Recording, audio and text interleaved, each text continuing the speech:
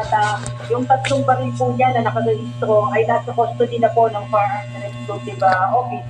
Pagkatapos po niyang i-turn over ito, maliban pa po doon sa baril na kanyang nagamit during the incident po. Apat na baril na po ito nasa kustodiya po ng Philippine National Police po. At doon naman po sa kaso po na relating po doon sa insidente ay aantayin po natin sa decision po nung siklista kung ipupungso po niya yung kaso niya against dito po sa nagkatapo ng baril sa kanya.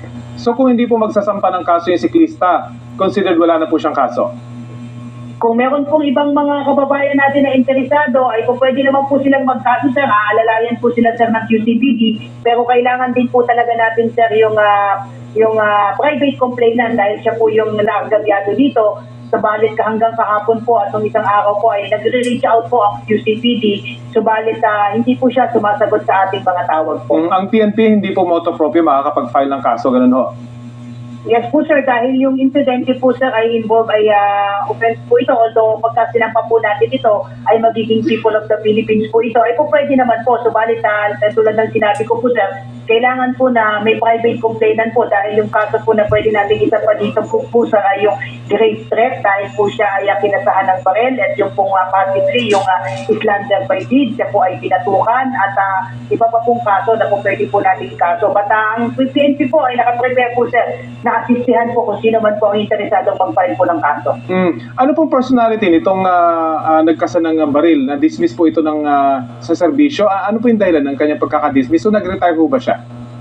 Nung base po sa record na na-forward po sa atin, Sir Rafi, ay nung 2016 po ay nag-retire po ito compulsorily sa PNP po. Subalit nung sumunod na taon, noong 2017, ay nalabasan po siya ng dismissal order dahil po sa kanyang involvement sa isang kaso po ng tatlong magkakapatid dyan po sa kanilang lugar sa may Project 3 sa Quezon City na ang kaso po ay grave misconduct arising from the grave threat allegedly committed by the concerned ex-police officer, sir.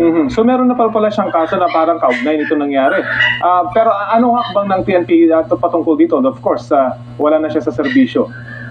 Tama po, sir. Dismiss na po ito as early as 2017 pagkamat siya ay nag-file ng motion po kung sa reconsideration ng 2018. Dito ay na-deny pa rin. But accordingly, meron itong pending appeal po. But rest assured po, sir, na ito namang kung decision na ito, once final ay i-implement po kagad ito. In fact, naka-implement po yan. Kaya nga po pagkamat siya ay nakapag-retire po ng 2016 yung katang retirement benefits na po at ang result ng kanyang dismissal order ng 2017 ay naamyandahan din po at wala po siyang natanggap na anumang benepisyo po. Okay. Anyway, babantayan po natin